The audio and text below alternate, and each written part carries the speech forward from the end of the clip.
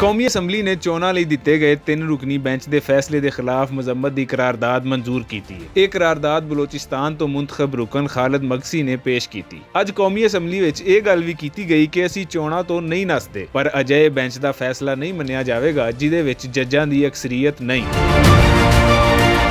ਇਸ ਤੋਂ ਪਹਿਲਾਂ ਵੀ ਹਕੂਮਤੀ ਇਤਿਹਾਦ ਨਾਲ ਤਾਲੁਕ ਰੱਖਣ ਵਾਲੀਆਂ ਜਮਾਤਾਂ ਆਖ ਚੁੱਕੀਆਂ ਨੇ ਕਿ ਇਸ ਵੇਲੇ ਮੁਲਕੀ ਹਾਲਾਤ ਚੋਣਾਂ ਲਈ ਸਾਜ਼ਗਾਰ ਨਹੀਂ, ਜਿਹਦੇ ਮਗਰੋਂ PTI ਦਾ ਆਖਣਾ ਸੀ ਕਿ ਆਇਨ ਵਿੱਚ ਇਲੈਕਸ਼ਨ ਨੂੰ 90 ਦਿਨਾਂ ਤੋਂ ਅਗਾਂਹ ਵਧਾਉਣ ਦਾ ਕੋਈ ਜਵਾਜ਼ ਨਹੀਂ। ਸੁਪਰੀਮ ਕੋਰਟ ਦੇ ਫੈਸਲੇ ਮਗਰੋਂ ਹੁਣ ਜਿੱਥੇ ਸਿਆਸੀ ਜਮਾਤਾਂ ਆਪਣੀ ਅਨਾਹਤ ਤੇ ਜ਼ਿੱਦ ਤੋਂ ਪਿੱਛਾ ਹਟਣ ਨੂੰ ਰਾਜ਼ੀ ਨਹੀਂ, ਉੱਥੇ ਹੀ ਅਦਾਲਤਾਂ ਦਾ ਆਖਣਾ ਹੈ ਕਿ ਉਹਨਾਂ ਜੋ ਫੈਸਲਾ ਕਰ ਦਿੱਤਾ ਉਹ ਆਇਨ ਦੇ ਮੁਤਾਬਿਕ ਹੈ। ਇਸ ਤੋਂ ਵੱਖ ਕੋਈ ਹੋਰ ਰਾਹ ਨਹੀਂ। ਹੁਣ ਜਦ ਹਰ ਤਰ੍ਹਾਂ ਦਾ ਡੈਡਲੌਕ ਸਿਆਸੀ ਜਮਾਤਾਂ ਨੂੰ ਹੋਰ ਉਲਝਾ ਰਿਹਾ ਹੈ, ਹੁਣ ਵੇਖਣਾ ਇਹ ਹੈ ਕਿ ਸਿਆਸਤਦਾਨ ਕੁਝ ਹੋਸ਼ ਕਰਦੇ ਨੇ ਜਾਂ ਇਹਨਾਂ ਦੀ ਹੱਟ ਧਰਮੀ ਦਾ ਮੁੱਲ ਰਿਆਸਤੀ ਇਸਤਹਿਕਾਮ ਤਾਰਦਾ ਹੈ।